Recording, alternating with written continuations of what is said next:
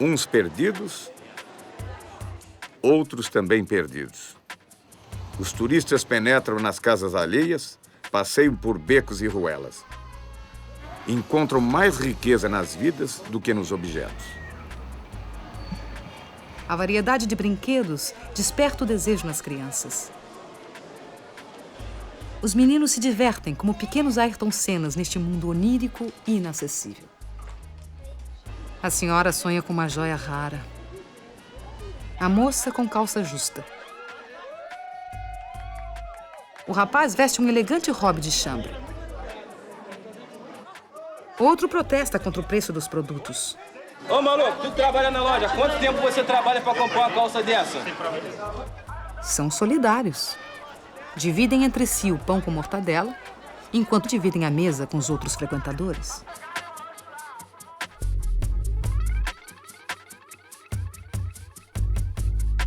O problema que me parece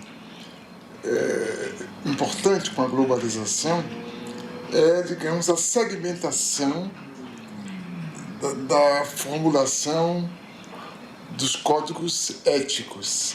Quer dizer, há uma ética dos poderosos, que não chega a ser ética, e há uma outra ética dos que não têm nada.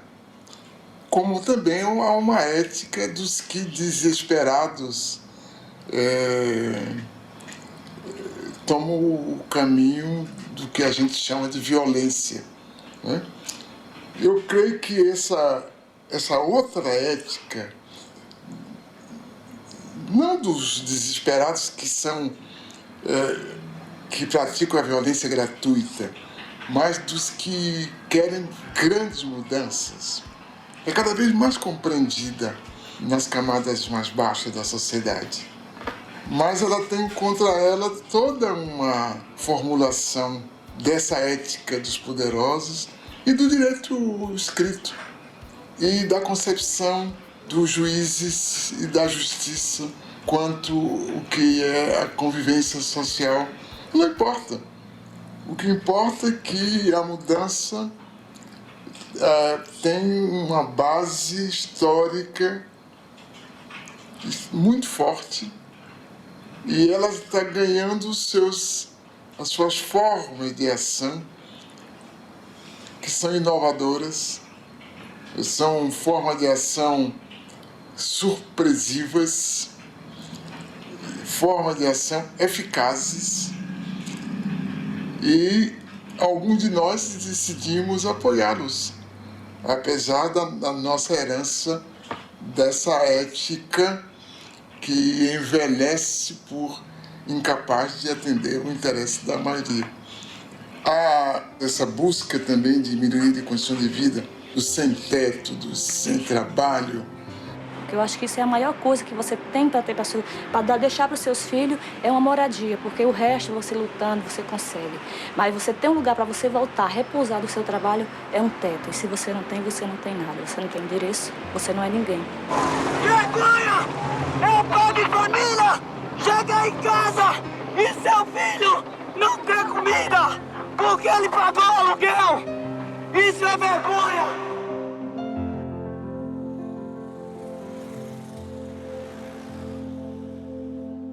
O direito à moradia é um direito humano garantido na Constituição brasileira, nas convenções internacionais e na Conferência do Habitat 2. Então, o que a gente está querendo aqui é que sejam válidos os direitos que já são garantidos pela própria Constituição Federal, né? Eu não acredito muito que a gente viva numa democracia, porque eu ainda acredito muito que a gente vive no sistema do capitalismo. Quem manda é quem tem o poder.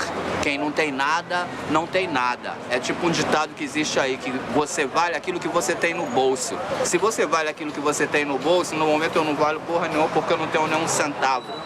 A primeira providência que tomaram, né, para fazer com que a gente recue da nossa proposta de ocupação foi cortar os serviços essenciais.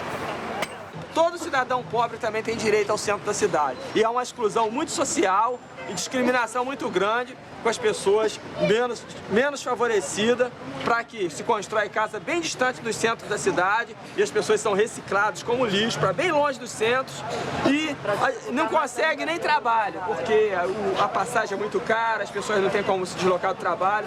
Quando vai procurar um trabalho, você mora onde? Tem que gastar 5, 6 reais de passagem, você já tem dificuldade até aí. Passam 4, 5 horas no ônibus para chegar no local de trabalho. E esses imóveis aqui, nós estamos reivindicando isso.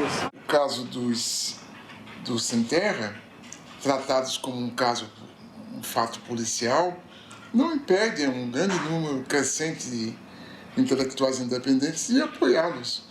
Não impede a população como um todo de desejar que eles tenham sucesso. Não importa que, perguntado pela imprensa, as pessoas digam que não estão de acordo. Não tem nenhuma importância. Pode dizer que não está de acordo e está de acordo. Aline Sassahara também é uma militante das telas. A cineasta paulista vê o mundo solidário ao sem terra. Em suas andanças pelo Brasil, registra do MST o que não vemos na TV. Os meios de comunicação selecionam o que está acontecendo. Hoje está acontecendo isso. Está acontecendo milhões de coisas. Mas as pessoas acreditam que só está acontecendo aquilo. É, de fato, uma forma da gente abrir outras janelas, né?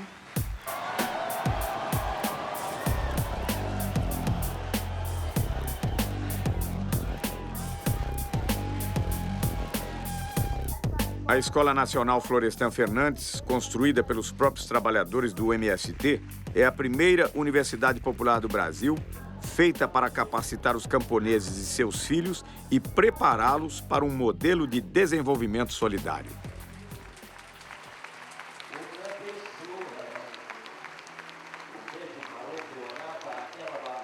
Eu acompanhava o MST, tinha alguma informação e achava incrível eles conseguirem lidar com tanta gente diferente, porque cada um lá com seus desejos, com suas necessidades e tal, e funcionando de uma forma muito organizada para ir contra a maré. A marcha foi um momento de encontro, parecia que todo o movimento estava reunido ali.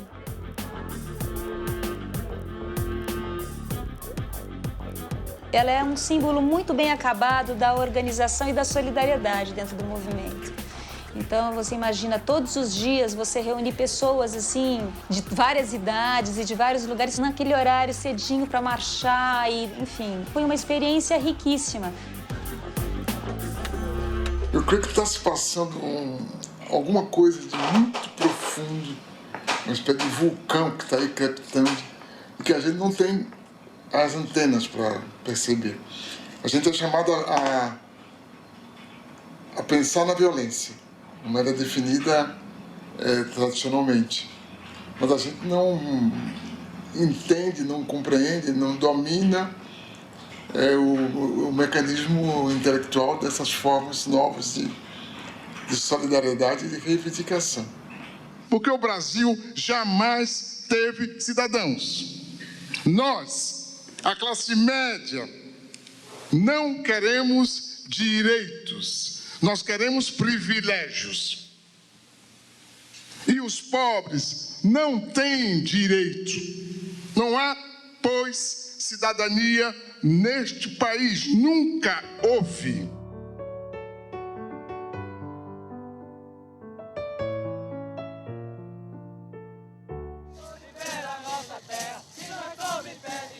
As formas tradicionais de democracia já não convencem os mais pobres.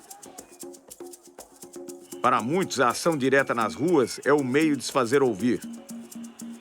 Os diversos movimentos populares buscam alternativas para uma globalização solidária.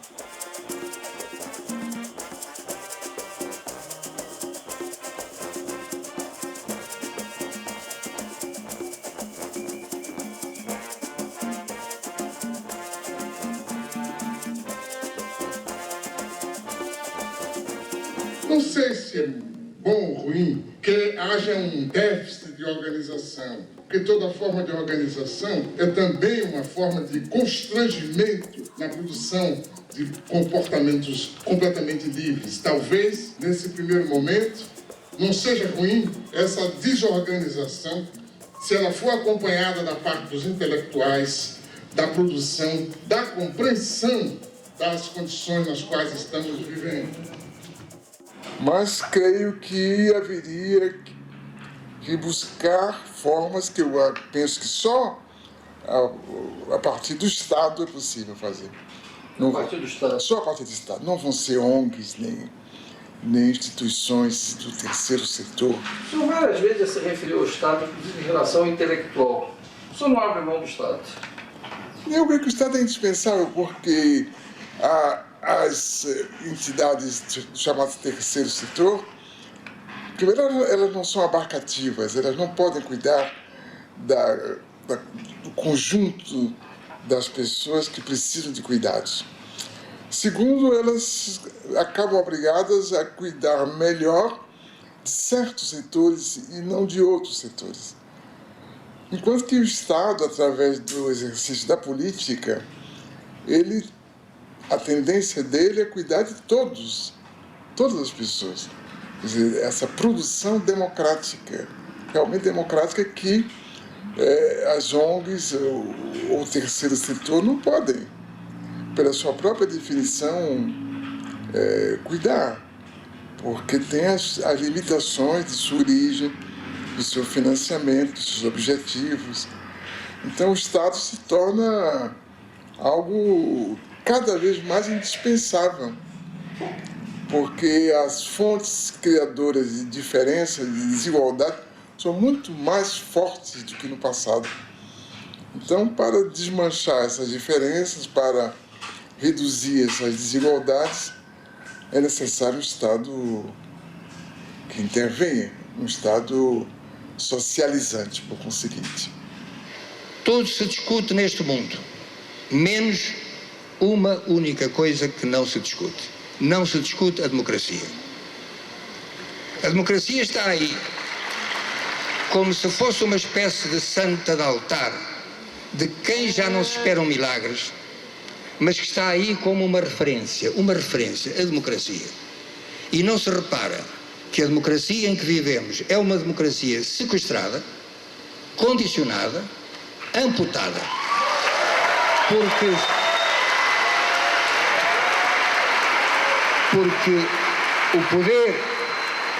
o poder do cidadão, o poder de cada um de nós, limita-se na esfera política, repito, na esfera política, a tirar um governo de que não gosta e a pôr outro de que talvez venha a gostar. Nada mais. Mas as grandes decisões são tomadas numa outra esfera e todos sabemos qual é.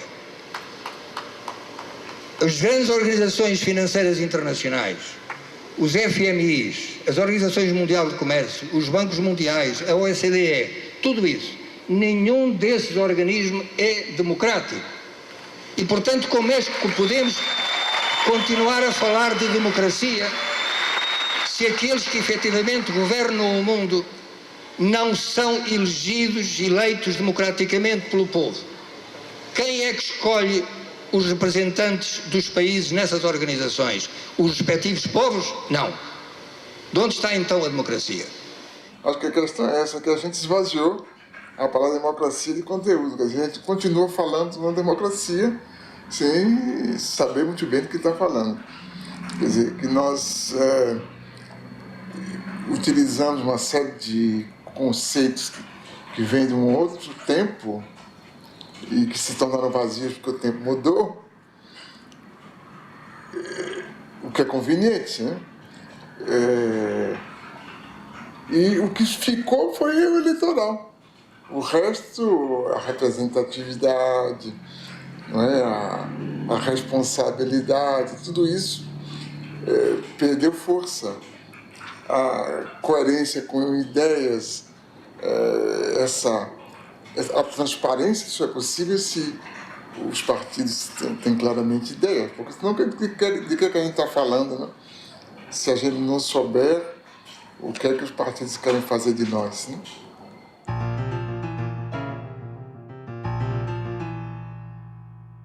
Nós reclamamos contra os totalitarismos, né? O fascismo, o nazismo, e caímos noutras formas de totalitarismo, essa atual, né? Onde nos é exigido um comportamento standard, onde para ser eficaz tem que seguir o mesmo modelo, uma mesma bula, onde os caminhos parecem ser marcados de forma rígida e todo escape é punido na primeira esquina.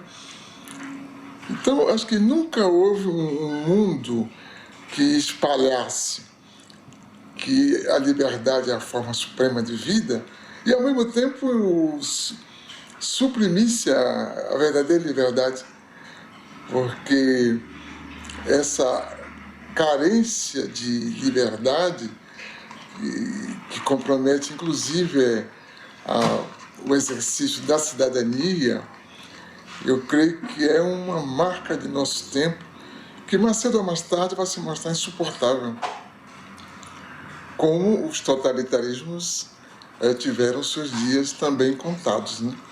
Então, a globalização, ela produz esse globalitarismo que existe para reproduzir a globalização.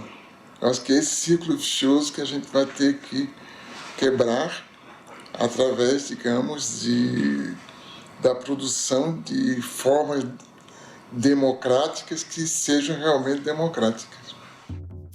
O professor Milton Santos nasceu em 1926, em Brotas de Macaúbas, interior da Bahia.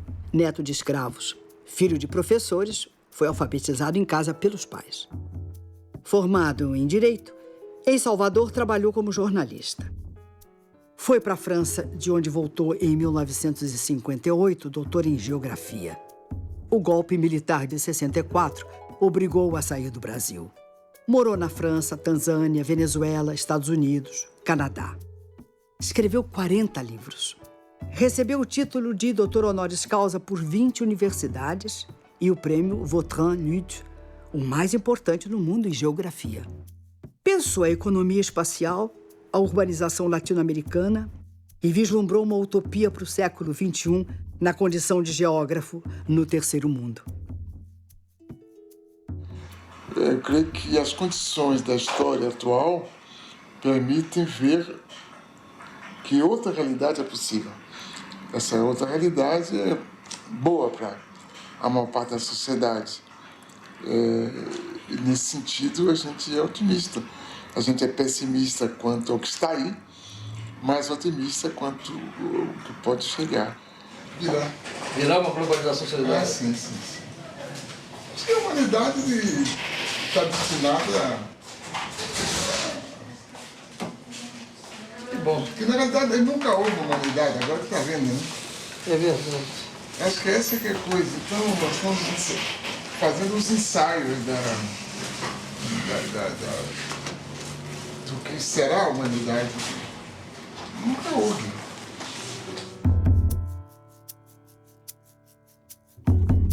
Quando eu me encontrava preso na cela de uma cadeia, foi que eu vi pela primeira vez as tais fotografias em que apareces inteira, porém lá não estavas nua, e sim coberta de nuvens.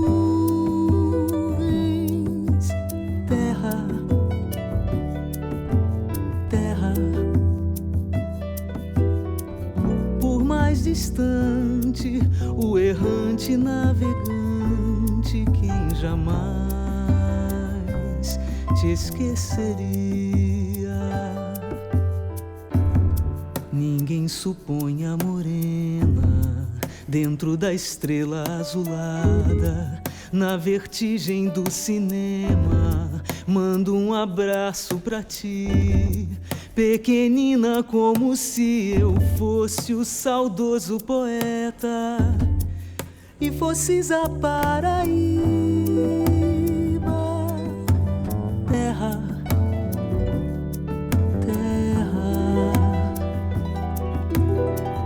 por mais distante, o errante navegante,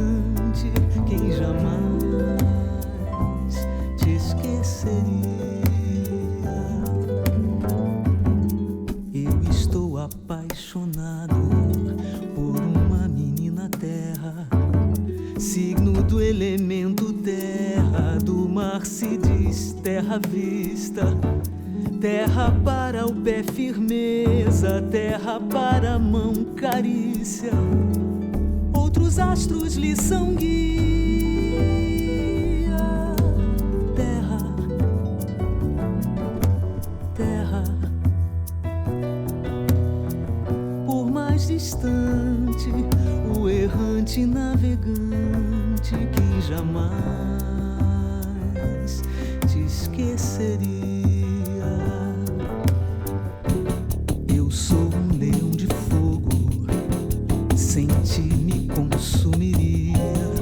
A mim mesmo eternamente, e de nada valeria acontecer de eu ser gente, e gente é outra alegria, diferente das estrelas. Terra, terra, por mais distante, o errante navegante, quem jamais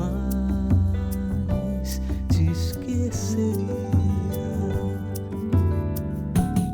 De onde nem tempo nem espaço, que a força mande coragem pra gente te dar carinho durante toda a viagem.